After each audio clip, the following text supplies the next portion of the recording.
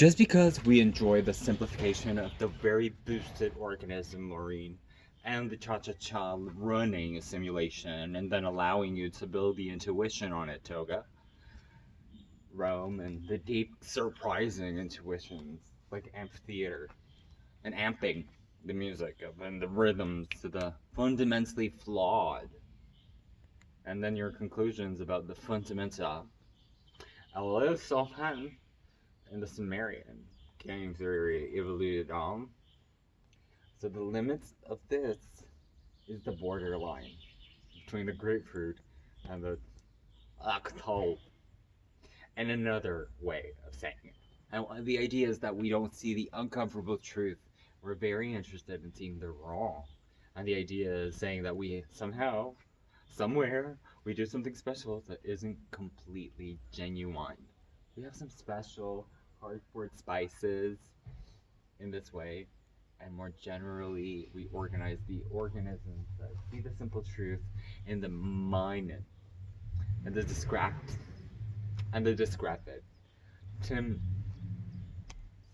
thousands of functions, all kind of weddings and pickup, water schemes. It's the simulation of language, the simulation of dialogue, in knowing that the results are there. 12 out of 12, and 10 points go to the plausible. And then we can find the condition. The truth seekers, seeking organisms that are instead evolving and surviving. And we look at the simulation, we simulate and confine the brain, the mind, and the truth evolving in a moment. And it can happen, in fact, it happens fairly often, as in the zoo, infinitely often on this planet.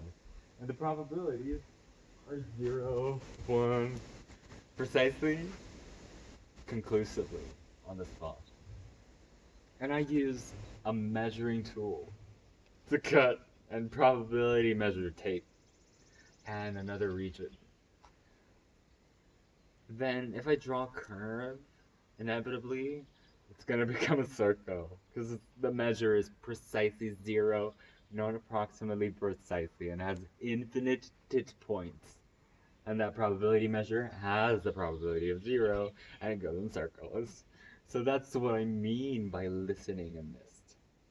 That 0 can happen infinitely in probability, and infinity is as far as I look outside often and walk around.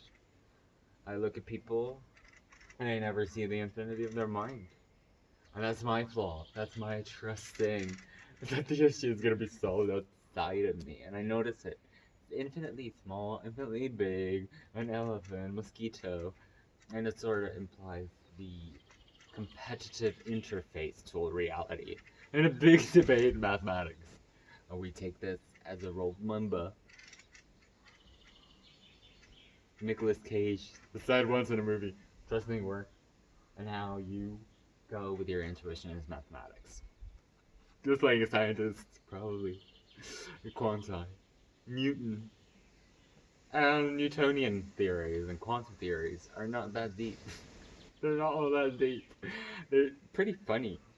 And the issue you're raising is a very deep one, and one we should take quite seriously, which is how should we think about the reality of, the conscious hierarchy, phi level, and all these different infinities versus the spirals, and just the more algorithmical, everything's computable, Cesar Gwen Stefani, hieroglyph, finite. Mentioning the boiling down aspects of the world stage and the discrete contestants. In a general sense, it's happening again. And that's just a mind-breaking thought pattern. Common sense. And it's something that can happen and has yet a probability of happening, which is close to 0%. That does not compute for common sense computing. Right, this is where you have to be a sharp mathematician in a nutshell with common sense computers. You know that. In a very kind of positive sense, Because we've been talking about these perception systems and computation, and if we are to reason about the world, we have to use the best interfaces we got. And I'm not exactly sure that game theory explains all of it in the best way possible.